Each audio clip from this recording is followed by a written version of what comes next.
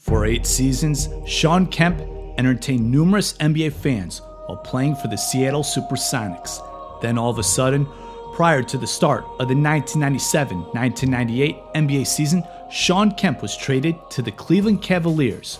For this video, I want to take a brief look at Shawn Kemp's time in Cleveland.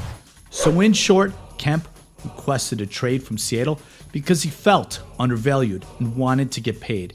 As a result, Kemp was sent to Cleveland in a 3-team trade, and Kemp signed a deal with Cleveland that was for 7 years worth over $100 million. So Shawn Kemp is a Cleveland Cavalier, and this 1997-98 Cavs team was one of my favorite NBA teams ever. I made a video about this team that went into more detail about this team, but essentially it was Shawn Kemp being surrounded by 4 rookies in Brevin Knight, Zydrunas Ilgauskas, Cedric Henderson, and Derek Anderson, and in addition, sharpshooter Wesley Person was the team's second leading scorer behind Kemp. Now this Cavs team played a much different style than what Kemp was used to in Seattle. According to Basketball Reference, the 1997-1998 Cleveland Cavaliers ranked first in defensive rating, but I was surprised that this Cavs team, they ranked 17th in terms of pace, as I would have guessed that this Cavs team played at one of the slower paces in the NBA this season. That's 17 out of 29, that really surprises me. What I want to say is that yes, I enjoyed seeing Shawn Kemp using his speed and athleticism going up and down the court, but I also like this Kemp in a more methodical half-court game. Those Sonics teams that Kemp played on were very deep, and meanwhile, during Kemp's first season in Cleveland, I enjoyed seeing Kemp get the ball more in the post and letting him go to work, as Kemp was such a focal point on this Cavs team.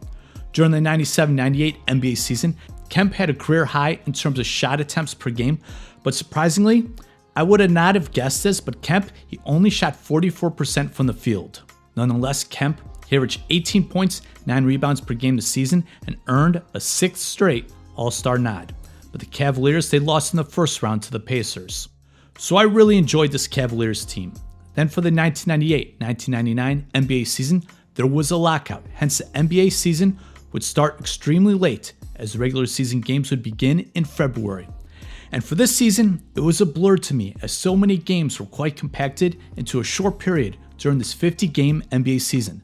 The postseason had some memorable games and series, but anyways, with what I said previously, I kind of forgot about the Cavaliers this season, as my attention quickly turned to a Trailblazers team I really liked, and with Jason Williams entering the league, I was really intrigued with what was going on in Sacramento.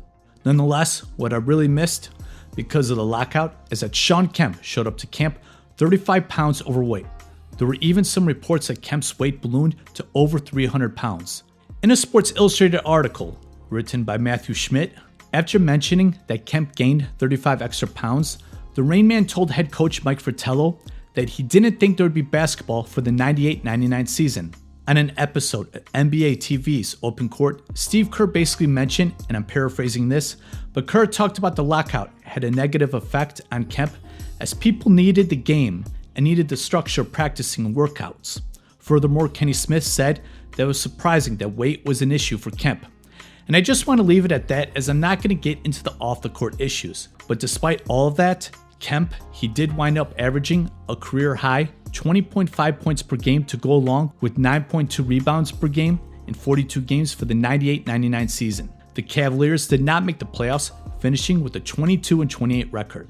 For the 1999-2000 season, I remember seeing Kemp, but something wasn't right to me because the lockout was such a blur, and I was not aware about Kemp's weight issues at the time.